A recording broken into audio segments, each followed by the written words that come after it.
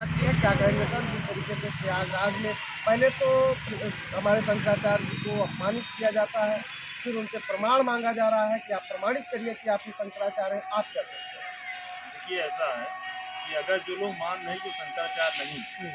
तो देश में 4 ही शंकराचार्य हैं। हम्म, 3 को लोग जान ही रहे हैं। हम्म, वही बता दें चौथा शंकराचार्य कौन है। हम्म, वो तो संत समाज सब जान रहा है कि शंकराचार्य अवधूतानंद जी हैं। हम्म, लेकिन जो लोग ये कह रहे हैं वही बताएं कि चौथा शंकराचार्य कौन है, हम्म, किसको बनाया गया शंकराचार्य। हम्म, और जिस तरह से शंकराचार्य जी का हम्म, अपमान किया गया, उनके शिष्यों का अपमान किया गया, चोटी पर खींचा गया, बाल पर खींचा गया, महिला मुक्त किया गया, ये तो सनातन देश के साथ बहुत ही बड़ा मुद्दा है। हम्म, ऐसा नहीं करना चाहिए। हम्म, उसमें राजनीतिकरण हो रहा हो, राजनीति हो रही हो, इससे मतलब नहीं है। शंकराचार्य जी आए थे, कोई भी एक आम आदमी हो, हिंदू हो, हम्म, सनातनी हो, उसे अधिकार होता है स्नान करने का। हम्म, गंगा में स्नान करता है, यमुना में स्नान करता है, संगम में स्नान करता है, उसको पूरा अधिकार है। हम्म, उसका मौलिक अधिकार है कि वो स्नान करे, वो अपने धर्म के साथ अपने भगवान को पूजा करे। हम्म, उसको कोई रोक नहीं सकता। हम्म, प्रशासन का काम सिर्फ इतना है कि सुरक्षा व्यवस्था मुहैया कराना। हम्म, ये प्रशासन की नाकामी है कि एक संत को स्नान करने के लिए सुरक्षा व्यवस्था नहीं दे पाई।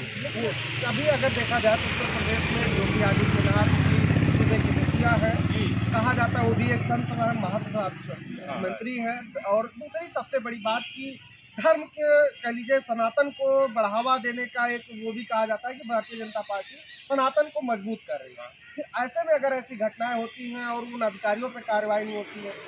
देखिए, हम आपको बहुत स्पष्ट कर दें कि देश में 4 शंकराचार्य हैं और ये शंकराचार्य का पद प्रधानमंत्री, मुख्यमंत्री या जो भी मंत्री होते हैं उनसे बहुत ऊपर, कहीं दूर दूर तक वो छू नहीं सकते हैं। जी, उन्हीं के अंडर में, उन्हीं संतों के अंदर में इनको काम करना चाहिए, जैसा कि शुरू में होता चला आया।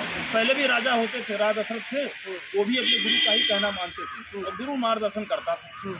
तो कोई ऐसा तो पद नहीं है मुख्यमंत्री प्रधानमंत्री का कि शंकराचार्य जी को इस चीज का लोभ हो कि राजनीति करके मैं इस पद पर आसीन हो जाऊंगा या मैं राष्ट्रपति बन जाऊंगा, क्योंकि उससे बहुत बड़े पद पे वो काम कर रहे हैं। उन्हें कोई ऐसा लोभ लालच नहीं है। अच्छा, और एक संत राम भद्राचार्य भी हैं, जी, वो भी कहीं ना कहीं सरकार के समर्थन में है और उनको गलत बता रहे हैं अभी।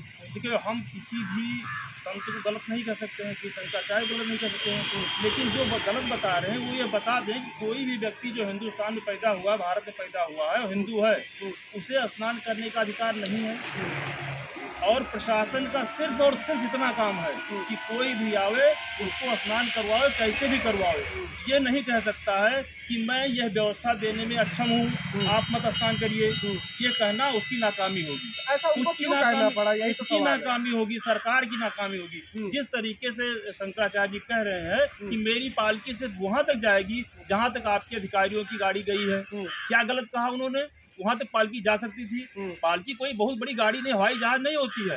4 लोग खींच के लेके जाते। लोग तो प्रोटोकॉल में जाके नहा के आए। कुंभ मेला चल रहा था, आपने देखा होगा, देश के तमाम बड़े नेता प्रोटोकॉल में गए। प्रोटोकॉल की बात छोड़िए, अचानक कोई नेता पहुंच जाता, तो निर्वाचित होता, अचानक पहुंच जाता बिना समय दिए, समय लिए, उसको भी प्रोटोकॉल के तहत स्नान करवाया जाता। तो क्या हमारे शंकराचार्य को स्नान नहीं करवाना चाहिए था? भेदभाव हो रहा है सबसे। बिल्कुल हो रहा है।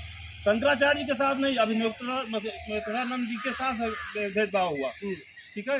और कोई भी जा सकता है, कोई भी स्नान कर सकता है। वो तो ये चाह रहे थे कि हम सारे श्रद्धालुओं के साथ स्नान करेंगे, जो लोग स्नान करें उनके साथ स्नान करेंगे, हम अपने शिष्यों के साथ स्नान करेंगे। उन्होंने कोई प्रोटोकॉल तो मांग की नहीं है कि हमको कोई भी ना आवे, अकेले हम नहाएंगे, ऐसा तो उन्होंने कहा नहीं है। वो तो सबके साथ नहाना चाहते थे। तो सर, ये तो कह लीजिए कि प्रशासन की नाकामी है और सरकार की मंशा क्या है क्लियर नहीं हो पा रही है इस मामले पे। मंशा का क्लियर नहीं हो पा रही। बिल्कुल नहीं क्लियर है भाई। देखो, लेकिन अगर बात की जाए तो जब सनातन की बात आती है तो सरकार की मंशा क्लियर होनी चाहिए, क्योंकि किसी मुखौटे पे वो आज देखिए, सत्ता में। आप भी देख रहे हैं, हम भी देख रहे हैं, पूरी जनता देख रही है इस समय मामला जो गरमाया हुआ है। आपको क्या लगता है कि कहीं अधिकांश जगह पे वो सनातन की बात करती है, सनातन हित की बात करती है, जहां हमारे शंकराचार्य को अपमानित किया जा रहा है वहां कुछ बोल नहीं रही है? तो क्या कहेंगे आप? आपसे ही पूछ लिया जाए। ये राजनीतिक हित के लिए, अब जो कुछ भी हो, आखिर काहे नहीं क्लियर कर रही है? क्यों नहीं स्नान करवा पाई उनको? मतलब मुखौटा चढ़ा। सिर्फ एक प्रश्न का उत्तर दे दे, सरकार दे दे और प्रशासन दे दे कि स्नान उनको क्यों नहीं करवा पाई। क्या ऐसी मजबूरी थी, ऐसी दिक्कतें थी